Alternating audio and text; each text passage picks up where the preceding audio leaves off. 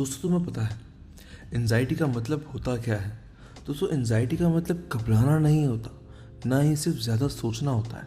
Anxiety असल में तुम्हारा दिमाग तुम्हें बचाने की कोशिश करता है, क्योंकि एंजाइटी का असल मायने है तुम्हें बचाना, लेकिन गलत तरीके से। इसीलिए तुम बिना वजह घबरा जाते हो, छोटी छोटी बात को बड़ी प्रॉब्लम बना देते हो और खुद से पूछते हो मुझे हो क्या गया है। सच ये है, एंजाइटी का असल रीज़न वो नहीं जो लोग बताते हैं। दोस्तों आज की वीडियो में हम उस रीज़न को एक्सपोज करेंगे जो तुम्हारी एंजाइटी को ज़िंदा रखता है। दोस्तों एक लड़का था जिसका नाम था उमर। उमर को कोई बड़ी प्रॉब्लम नहीं थी, जॉब ठीक थी उसकी, घर भी ठीक था। लोग कहते थे तुम्हें किस बात की टेंशन है, लेकिन उमर का दिमाग कभी शांत होता ही नहीं था। रात को सोने लगे तो दिल तेज़ चलने लगता था, दिन में अचानक बेचैनी हो जाए, हमेशा एक फीलिंग होती थी कुछ होने वाला है। डॉक्टर ने कहा यह एंजाइटी है, लोगों ने कहा पॉजिटिव सोचना शुरू करो, लेकिन असल में था क्या? उमर का दिमाग अभी भी एक पुरानी जगह पर अटका हुआ था। वो जगह थी सर्वाइवल मोड। दोस्तों एंजाइटी दिमाग का सबसे पहला काम होता है तुम्हें ज़िंदा रखना।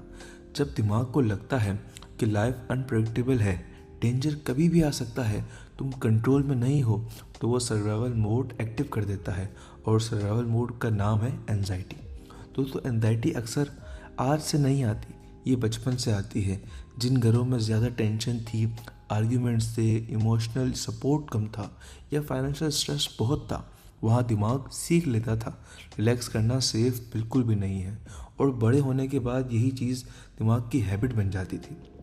दोस्तों एंजाइटी का एक बहुत बड़ा रीज़न है दबी हुई फीलिंग्स, मतलब रोना जो कभी रोया ही नहीं गया, गुस्सा जो कभी एक्सप्रेस हुआ ही नहीं, डर जो एक्सेप्ट नहीं किया।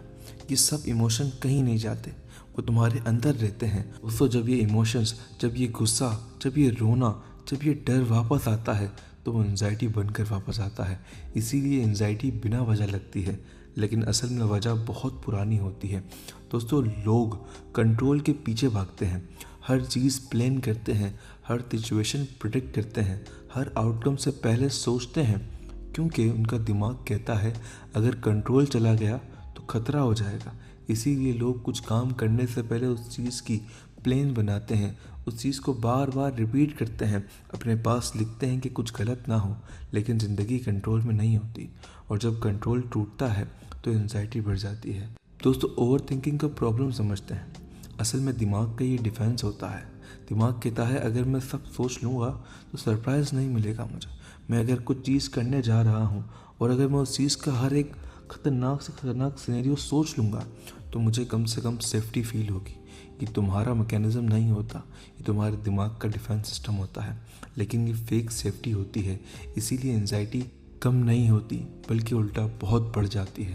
दोस्तों एंजाइटी सिर्फ दिमाग में नहीं होती, ये तुम्हारे जिस्म में होती है, टाइट चेस्ट में होती है, फास्ट हार्ट बीट का मतलब एंजाइटी होता है, थूक पी जाना इसको भी एंजाइटी कहते हैं।